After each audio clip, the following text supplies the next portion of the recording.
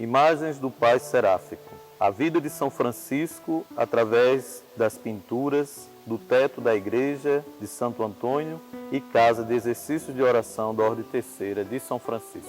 Em 3 de outubro de 1226, a humanidade despedia-se do povereiro de Assis, que assim como seus queridos passarinhos, subiu ao céu cantando Morte Suscepite. Francisco foi sepultado no dia seguinte, dia 4 de outubro, na igreja de São Jorge, na cidade de Assis, tendo seu cortejo fúnebre passado pelo mosteiro de São Damião, para que Clara pudesse dar seu último adeus. Fazer memória e homenagear o santo de Assis, que ficou conhecido por tantos títulos, sendo o principal padroeiro da ecologia, é necessário mergulhar não só na sua figura espiritual e cristã, mas também na histórica.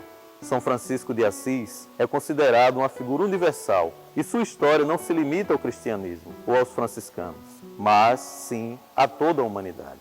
Ao contemplarmos o teto da igreja de Santo Antônio, encontramos no primeiro momento a figura do nascimento, o medalhão que retrata o nascimento de Francisco.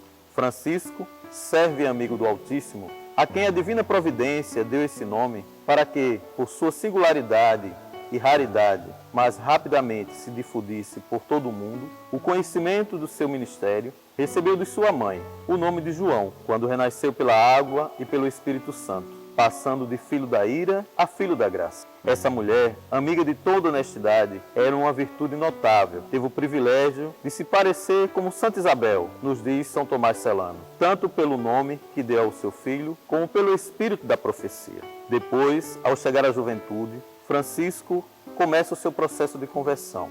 E um momento marcante em sua vida foi o momento em que despoja-se da roupa diante do bispo de Assis. Diante do bispo, já não suportou demoras e nada o deteve. Nem esperou que falassem, nem ele mesmo disse nada. Despiu-se imediatamente, jogou ao chão suas roupas e as devolveu ao pai.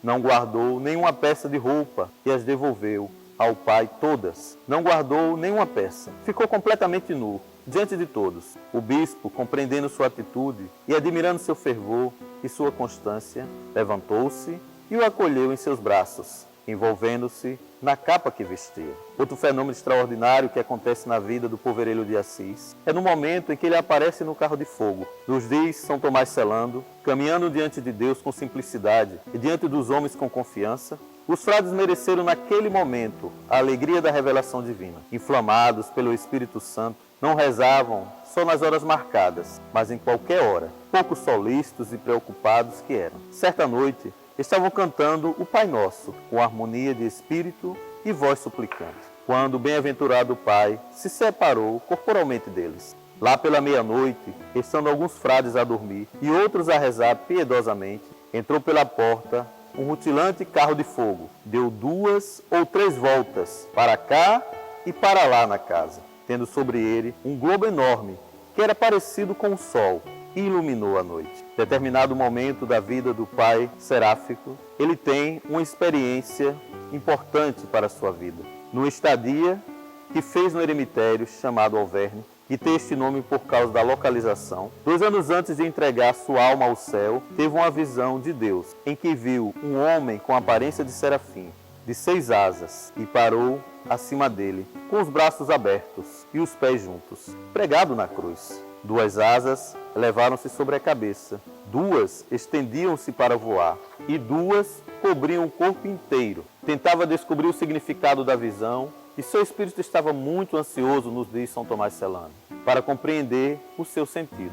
Sua inteligência ainda não tinha chegado a nenhuma clareza, mas seu coração estava inteiramente dominado por esta visão. Quando em suas mãos e pés começaram a aparecer assim, como as vira pouco antes no homem crucificado, as marcas dos 4 escravos.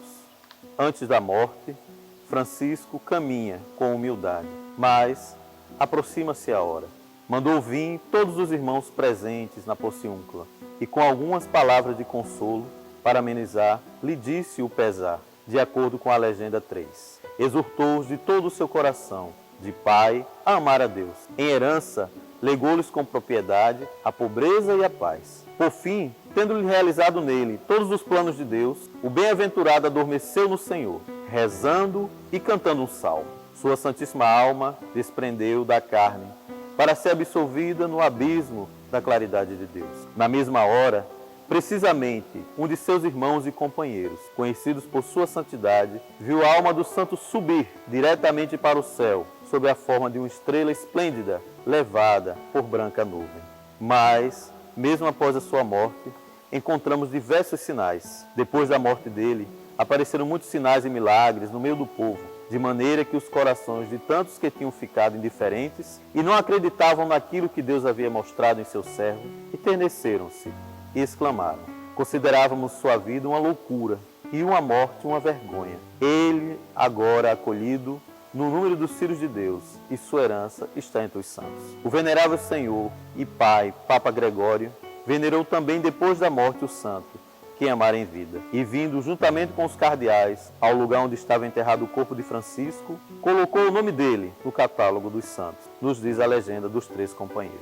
Por esse motivo, nesse dia de hoje, nós rendemos graças a Deus por Francisco, por sua história, por toda a ordem franciscana, por todos aqueles e aquelas que seguem os passos de Jesus Cristo a partir do exemplo do Pai Seráfico. Louvado seja nosso Senhor Jesus Cristo.